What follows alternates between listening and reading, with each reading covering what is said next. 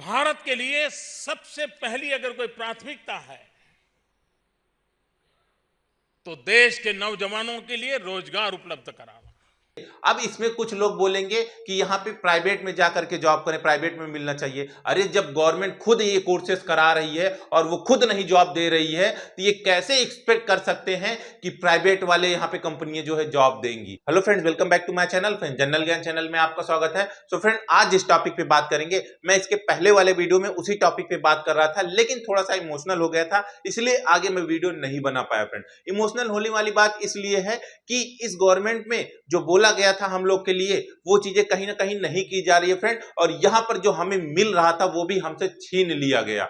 वो छीन कैसे लिया गया ये भी मैं आपको बता दे रहा हूं फ्रेंड। उसके बाद दिया भी नहीं जा रहा, दिया जा रहा है तो थोड़ा थोड़ा करके दिया जा रहा है। मतलब 100 स्टूडेंट हैं तो 100 में से 1-2 को दिया जा रहा है, ऐसे किया जा रहा है। मतलब ये जो है, जो आपको ग्रुप डी की नौकरी है उसको इतना हाई बना दे रहे हैं गवर्नमेंट जॉब बोल बोल करके। इसमें जो है मतलब आपको मिलता कितना, लगभग 30 के यानी 30,000 के आसपास मिलता है, उसको भी लेकर के यहाँ पे जो है बहुत ही हाई बना दिया जा रहा है। अभी मैं बताता हूं आपको कैसे। फ्रेंड्स, पहले आपका 2014 में यहां पर क्या होता था, तब यहां पे बीजेपी की गवर्नमेंट नहीं थी, तब तक का यहां पे जो है GM power, friend GM power के थ्रू यहां पर सीसीए वाले स्टूडेंट को परमानेंट कर दिया जाता था, परमानेंट कर दिया जाता था। लेकिन जब से ये गवर्नमेंट आई, बीजेपी गवर्नमेंट आई, तब से ये चीजें इन्होंने छीन ली हम लोगों से, ये छीन लिया। उसके बाद इन्होंने कुछ नहीं दिया था। फिर उसके बाद आप अप्रेंटिस करो, करने के बाद आप घर जाओ, कोई मतलब नहीं है, उनको कुछ मतलब नहीं था उससे। फिर आपको यहाँ पे फ्रेंड्स याद ही होगा, मुंबई में जो लोकल ट्रेन यहाँ पे था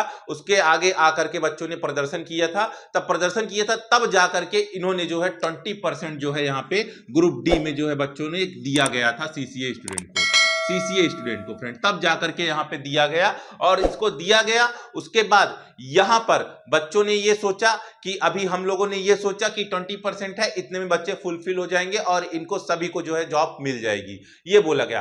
फिर उसके बाद फिर क्या था, आगे प्रोसेस से बढ़ता रहा बढ़ता रहा। फिर वैकेंसी कब आती है फ्रेंड, एक वैकेंसी आती है 2018 के आसपास में। यहां पर कितनी है, 60 के वैकेंसी थी, जिसमें से 20%, और 20% जो सीटें होती है ना फ्रेंड, उसमें से पूरी फुलफिल नहीं हो पाई थी और वो कुछ सीटें रह भी गई थी फ्रेंड। उसके बाद फिर आई दोबारा वैकेंसी 2019 में। जो 2019 में वैकेंसीज आई फ्रेंड, उसमें भी यहाँ पे 1 लाख के आसपास में था। उसमें से 20 के स्टूडेंट के लिए था 20%, यानी 20% यानी 20,000 के आसपास में यहाँ पे सीटें थी सीसीए वाले स्टूडेंट के लिए। लेकिन जो 2018 में फॉर्म फिलअप किए हुए बच्चे थे वही दोबारा फिल किए। ऐसा क्यों, क्योंकि आगे आने वाले बच्चों के लिए यहाँ पे अप्रेंटिसशिप कंप्लीट ही नहीं थी, तो वो फिल ही नहीं कर पाए। उन्होंने ग्रुप डी का फॉर्म तो फिलअप किया, लेकिन वो जो है यहाँ पे आगे फिल ही नहीं कर पाए फ्रेंड। बाद जो है फॉर्म फिलअप करने के बाद फिर 5 इयर्स बाद जब इनका जो है यहाँ पे जो पेपर होने वाला था, एग्जाम होने वाला था फ्रेंड, उसमें क्या है,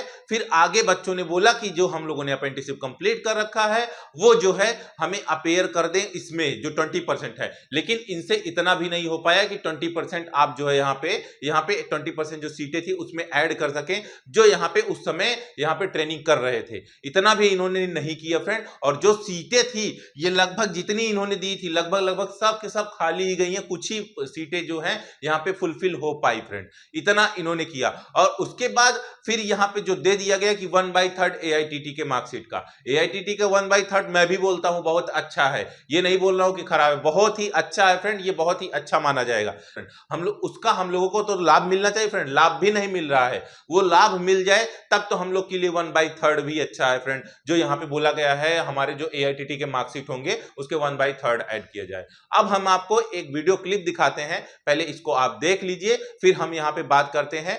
जो यहाँ पे जब इनकी गवर्नमेंट नहीं थी, यहाँ पे यानी कि हमारे जो पीएम नरेंद्र मोदी जी हैं, उनकी जब गवर्नमेंट नहीं थी तब उन्होंने क्या बोला हुआ था हमारे लोगों के लिए, हम लोगों के लिए, उसको सुन लीजिए। यहां पर उन्होंने साफ साफ बोला हुआ था कि यहाँ पे कि हम जो आईटीआई करते हैं, जो बच्चे, वही बच्चे करते हैं जो कि बहुत ही गरीब घर से होते हैं, किसान के लड़के होते हैं या कोई मजदूर का लड़के होते हैं फ्रेंड, ऐसे ही बहुत गरीब घर से होते हैं, वही जो है यहाँ पे अप्रेंटिसशिप और आईटीआई करते हैं। और वो सोचते हैं, अप्रेंटिसशिप स्टूडेंट या आईटीआई वाले स्टूडेंट सोचते क्या है कि हम जो है गवर्नमेंट आ जाएंगे तो हमारे घर की हालात सुधर जाएगी। लेकिन यहाँ पे इस गवर्नमेंट में वो भी चीजें हम लोग को कहीं ना कहीं नहीं दिया जा रहा है फ्रेंड। जरा सा आप सुन लीजिए इन्होंने क्या बोला हुआ है, जो हमारे पीएम है नरेंद्र मोदी जी, उन्होंने उस टाइम हमारे यहाँ शिक्षा के संबंध में बहुत सारी चर्चाएं होती रहती हैं कि जितने बच्चे स्कूल जाते हैं सेकेंडरी में उससे कम हो जाते हैं, हायर सेकेंडरी में उससे कम हो जाते हैं, कॉलेजेस में वो संख्या और गिर जाती है और टॉप पर तो बहुत कम लोग पहुंचते हैं। तो ये सब जाते कहाँ हैं और जो जाते हैं उनका क्या होता है? जो ऊपर जाएं उनकी तो सब प्रकार की चिंता होती है, लेकिन जो रह जाए उसकी भी तो होनी चाहिए कि नहीं होनी चाहिए? ये हमारा मिशन उन लोगों के लिए है जो रह जाते हैं।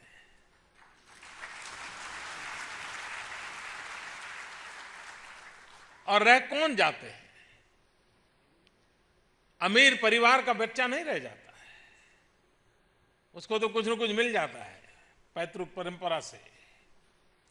जो रह जाता है वो गरीब का बच्चा होता है।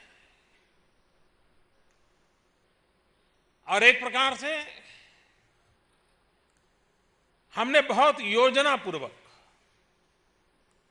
गरीबी के खिलाफ एक जंग छेड़ा है और ये जंग जीतना है।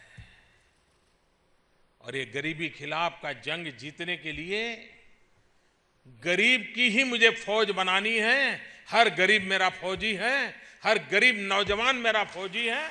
उन्हीं की ताकत से, उन्हीं के बलबूते पर ये गरीबी के खिलाफ जंग जीतना है। इस देश का कोई नौजवान हाथ फैला करके कुछ मांगने के लिए तैयार नहीं है। वो दयनीय जिंदगी जीना नहीं चाहता है, वो आत्मसम्मान से जीना चाहता है, वो गर्व से जीना चाहता है।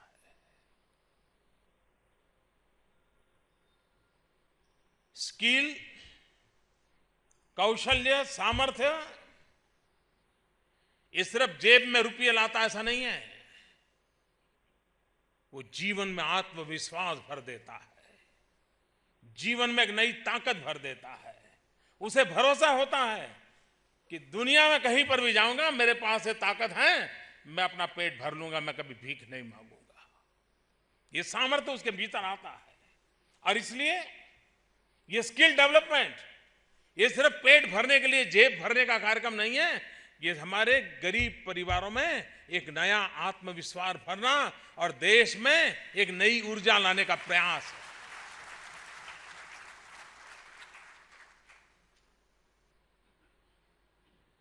हमारे यहां सालों से, हमने सदियों से सुना है, अमीर परिवारों में क्या बात होती है वो तो हमें मालूम नहीं है, लेकिन हम जिस समाज जीवन से आते हैं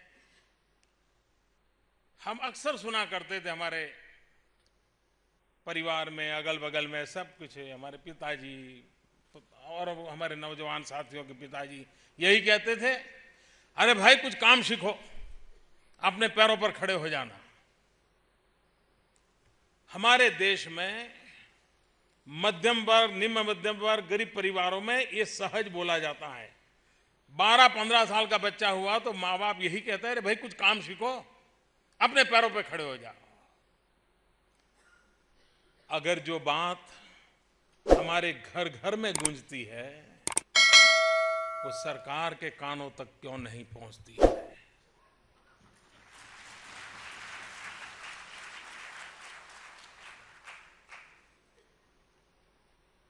और हमने उस आवाज को सुना है, उस दर्द को सुना है जो हर माँ बाप के मन में रहता है कि बेटा या बेटी कुछ काम सीखे, अपने पैरों पर खड़े हो जाए। एक बार अपने संतान पैरों पर खड़े हो जाएं तो गरीब परिवार के माँ बाप को लगता है चलिए जिंदगी धन्य हो गई। ये उसके मकसद रहता है। उसकी कोई मकसद कोई बहुत बड़ी बंगला बना करके बहुत बड़ी गाड़ियां खड़ी कर दे, वो नहीं रहता है। ये स्किल मिशन के द्वारा हमारी कोशिश है उन सपनों को पूरा करना। और इसलिए एक स्ट्रक्चर वे में, एक ऑर्गेनाइज वे में राज्यों को साथ लेकर के एक नए सिरे से इस काम को हम आगे बढ़ाना चाहते हैं।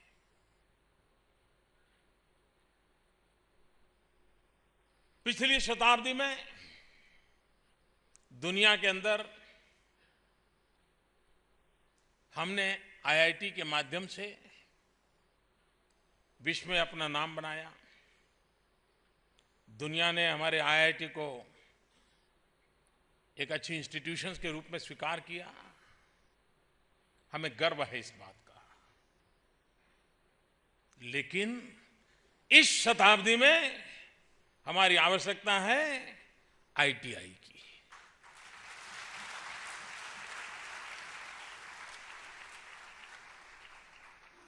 अगर पिछली शताब्दी में आईआईटी ने दुनिया में नाम कमाया तो इस शताब्दी में हमारी छोटी आईआईटी की इकाइयां ये दुनिया में नाम कमाएं, ये सपना लेकर के हम आगे बढ़ना चाहते हैं।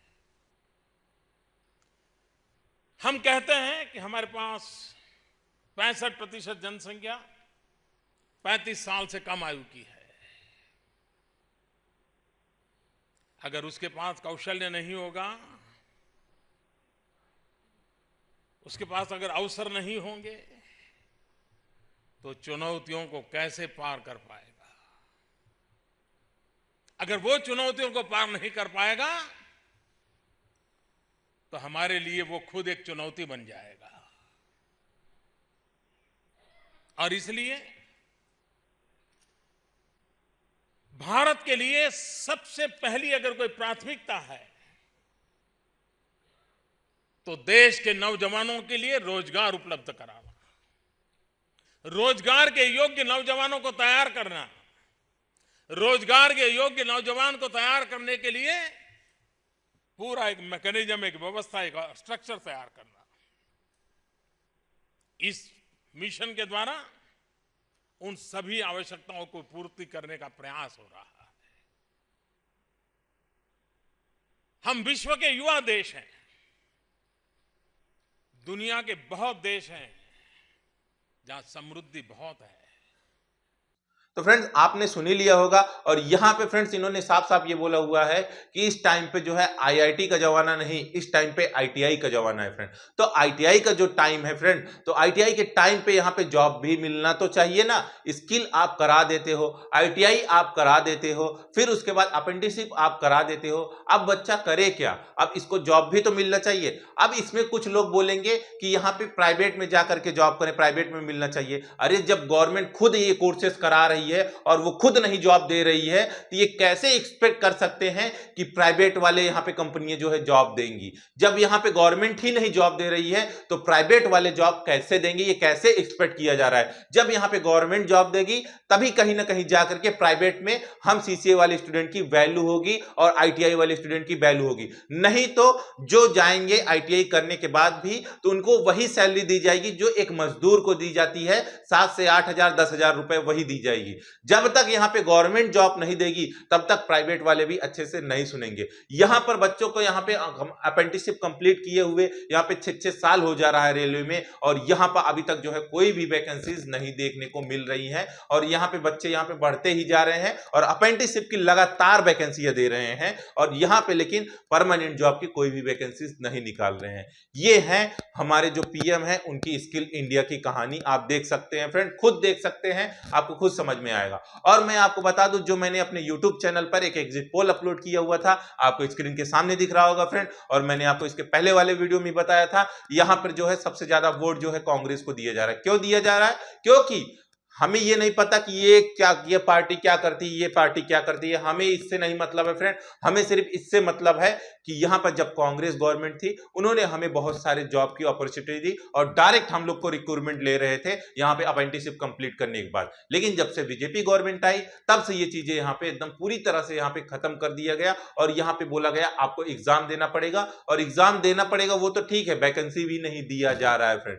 तो इसीलिए यहां पे जो है ये जो हमारा एग्जिट पोल है, इसलिए इसमें ऐसा दिखाया जा रहा है फ्रेंड। और मैं आपको बता दूं, यहां पे हम ये नहीं जानते हैं कि हमारा एक वोट जो है इनके लिए कीमती है कि नहीं कीमती है, लेकिन हमारे लिए बहुत ही इंपॉर्टेंट है फ्रेंड, और हम जो है अपना वोट उसी को देंगे जो हमारे लिए यहाँ पे पॉजिटिव थिंकिंग लेके आए, कहीं ना कहीं हम लोग को कोई ना कोई रास्ता दिखाएगा और जॉब के लिए हम लोग को अपॉर्चुनिटी मिलेगी और वैकेंसीज आएंगी, तभी हम लोग जो है आगे इस प्रोसेस में आगे बढ़ सकते हैं फ्रेंड। और आप लोग खुद समझदार हो, आप लोग किसको वोट देना है किसको नहीं आप खुद जाओ फ्रेंड, इसमें हमें कुछ भी नहीं बोलना है, क्योंकि हमें पॉलिटिक्स नहीं लाना है इसमें, हमें सिर्फ अपने जॉब से मतलब है, हमें जॉब मिलनी चाहिए, जैसे पहले मिलती थी वैसे भी अब भी मिलनी चाहिए। हमारी ट्रेनिंग जब कंप्लीट है, हम लोग पूरे अच्छे से स्टडी करते हैं और अच्छे से कंप्लीट करते हैं, उसके बाद भी यहाँ पर जो है ट्रेनिंग कंप्लीट करने के बाद जॉब नहीं मिलती है तो बच्चे बहुत परेशान हो जाते हैं और हम लोग भी परेशान हो जाते हैं। इसलिए इतना बोल पा रहा हूं क्योंकि मैं खुद एक सीसीए स्टूडेंट हूं और आप लोग के दर्द को अच्छे से समझता हूं, और वही चीजें जो आप पे बीत रही है वही हम पे बीत रही है फ्रेंड। अभी के लिए इतना ही, थैंक यू, बाय बाय, जय हिंद।